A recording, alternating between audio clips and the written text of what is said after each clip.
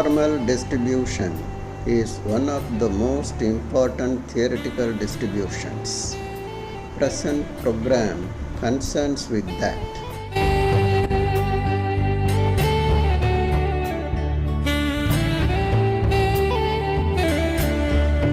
When researchers collect a large volume of data and present them in the form of frequency curves, they arrive at any one of the shapes shown here.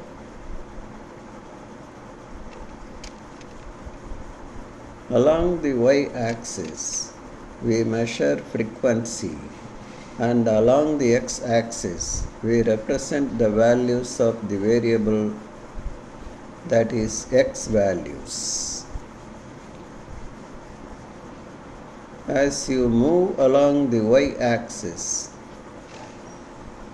you will come across higher frequencies. X values, that is very close to the origin, shows a lower value, and that which lies far away enjoys a higher value. Using this information, we are going to observe the three curves.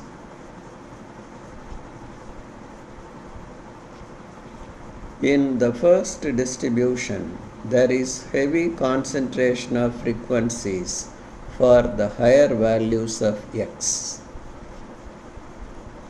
In the second case, frequency concentration is for the lower values of x.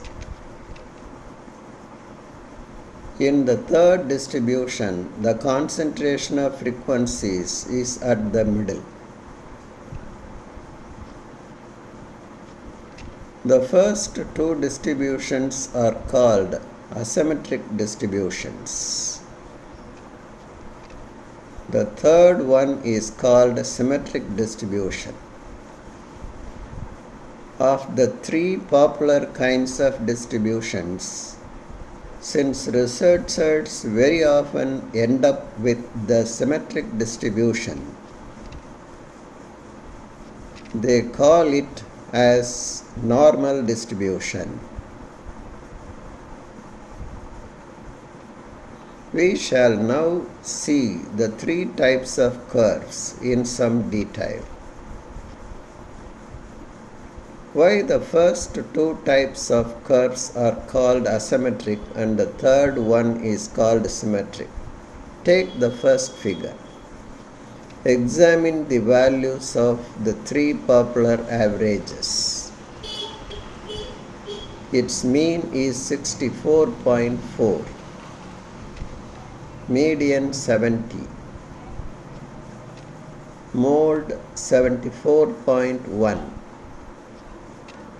Mode lies exactly at the peak. The tail is on the left side of the peak. Hence, it is an asymmetric distribution. As the mode is greater than mean, this is called a positively skewed distribution.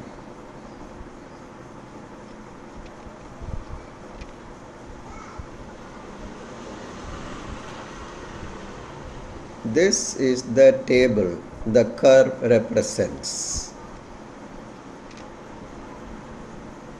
Frequencies are heavily centered around the class 70-80.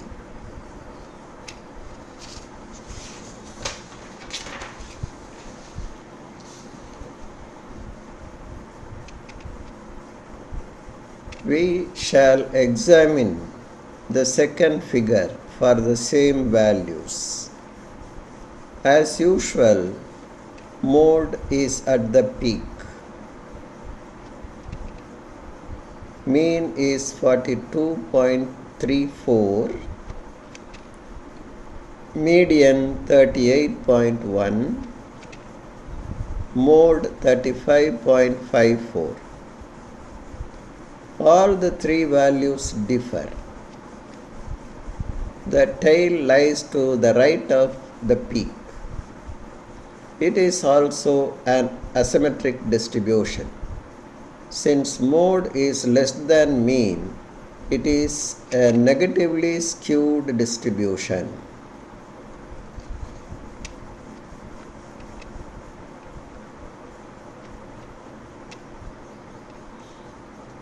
Look at the table of the curve. Note the frequencies are crowded around 30-40.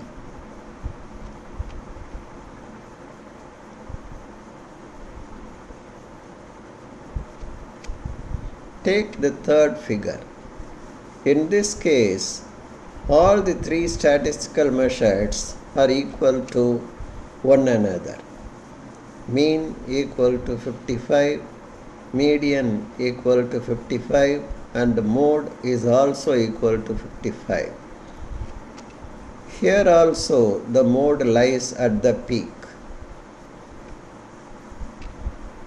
It has tail on either side of the peak.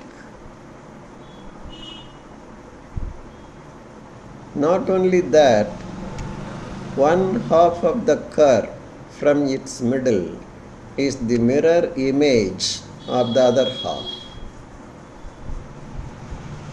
If you fold at the center, one side of the curve coincides with the other side. The curve is symmetric. Hence, it is a symmetric distribution.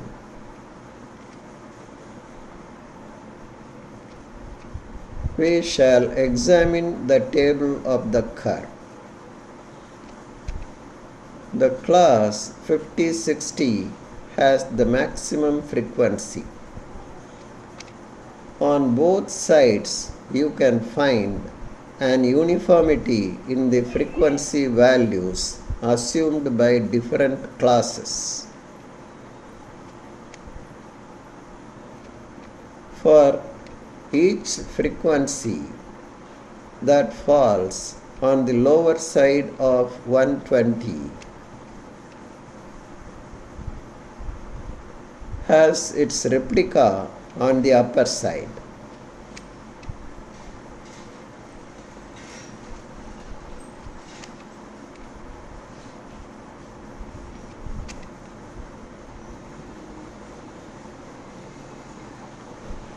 It is not this and the shape that differentiate it from the other two.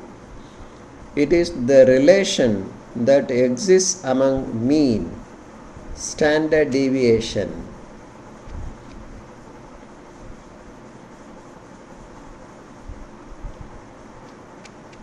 and area under the curve that makes it unique and distinct by itself. To understand the relation better, we shall translate the table into a histogram and then obtain the curve. You shall find the x values along the x-axis and frequencies along the y-axis. A rectangle is drawn over the class 1020 to represent its frequency. Similarly, for each class, a rectangle is drawn to represent their respective frequencies.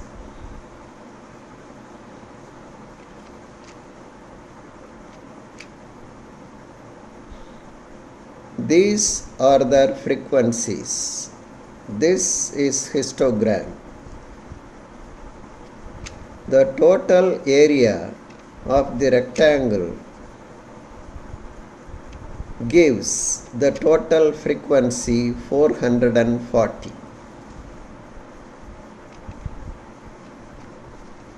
Next, we shall try to develop an idea about the percentage of frequencies each class represent.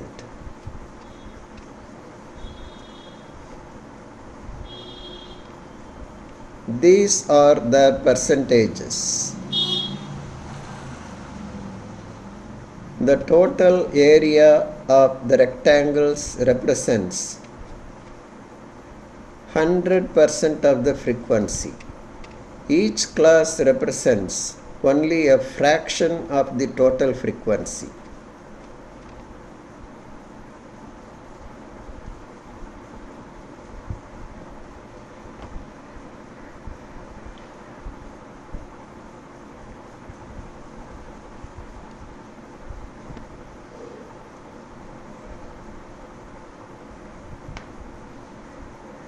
One important thing that we have to understand is anybody can answer the question what percentage of frequency that each class represent. But this histogram approach is of no use when we try to answer the question what percentage of frequency lies in the range 2261. Then we have to turn to the normal curve for help. Again, we must have an idea about the value of x that lies at one standard deviation distance on either side of mean. It is very important from the point of view of advanced analysis that we are going to use in future. Its mean is 55. To find the value of x on the right side of the mean, add standard deviation with mean.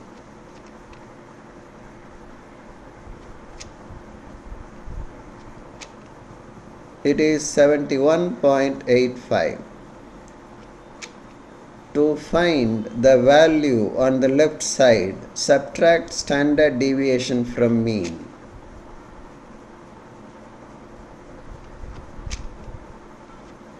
It is 38.15. Now, can you tell what percentage of frequencies lies in between 38.15 and 71.85? Again, we have to seek the help of normal curve. It alone can answer such questions.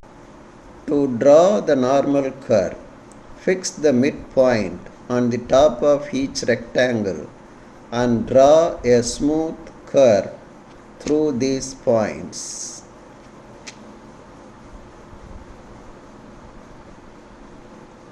This is normal curve. When we draw the curve, it loses some area and gains some area. The loss of area is exactly compensated by the gain in area, and that is why the area under normal curve is equal to total frequency.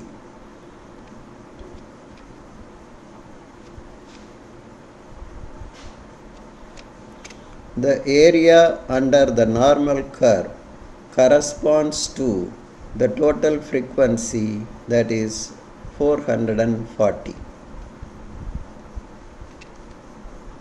Since the above curve is derived on the basis of observed data, the curve is called observed normal curve.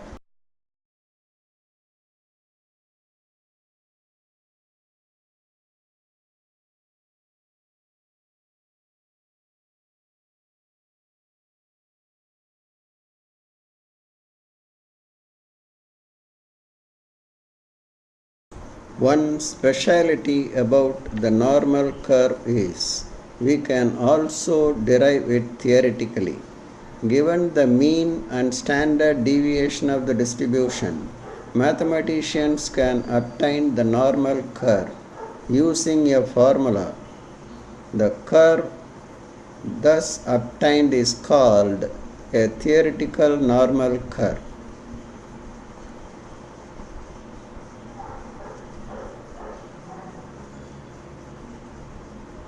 We shall take one such distribution for further analysis. This normal curve is obtained theoretically for the mean 100 and standard deviation 20.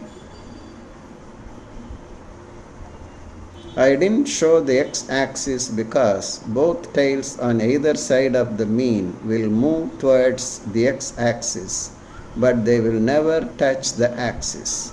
So I have shown only the relevant area. You will understand it very shortly. Here, the actual frequency is irrelevant. We are going to examine the relation among mean, standard deviation, and area under the curve in terms of percentage only. The first feature of the curve is the total area under the curve represents 100% of the frequency. To understand its second feature, let us move one standard deviation distance on both sides of the mean and find the x values. The value of x that lies one standard deviation distance to the right of the mean is 100 plus 20, 120, and that which lies to the left is 100 minus 20, 80. The area between 120 and 80 represents 68.26% of the total frequency. If you move two standard deviation distance on two sides of mean, the x values are 140 and 60. This area consists of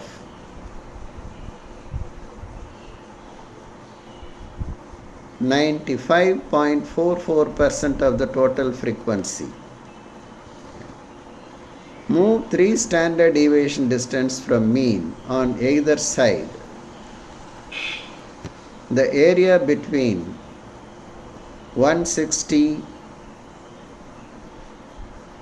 and 40 represents 99.74% of the total frequency. The tail area on both sides represents only 0.26% of the total frequency. Since it is a symmetric distribution, left tail represents 0.13% and the right tail represents 0.13%. It is highly negligible. We can conclude for all practical purposes, virtually all the frequencies fall within 3 standard deviation distance on both sides of mean.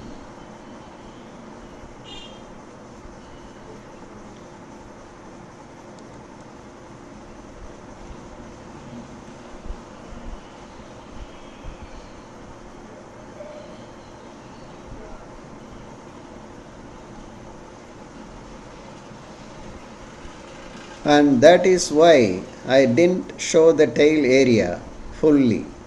Again, showing the tail area is not going to serve any purpose at all.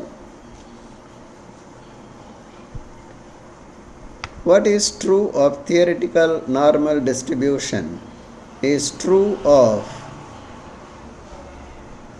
observed normal distribution, provided the latter is based on a reasonably large volume of data.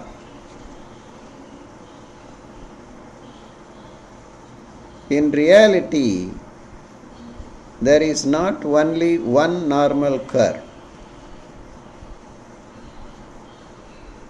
There are innumerable number of normal curves with different means and standard deviations.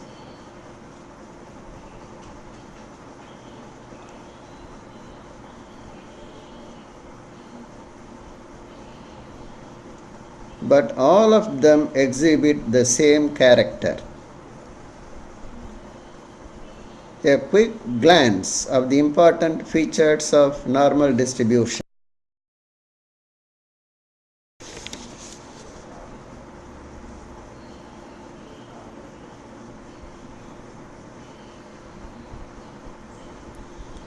It is a bell-shaped curve.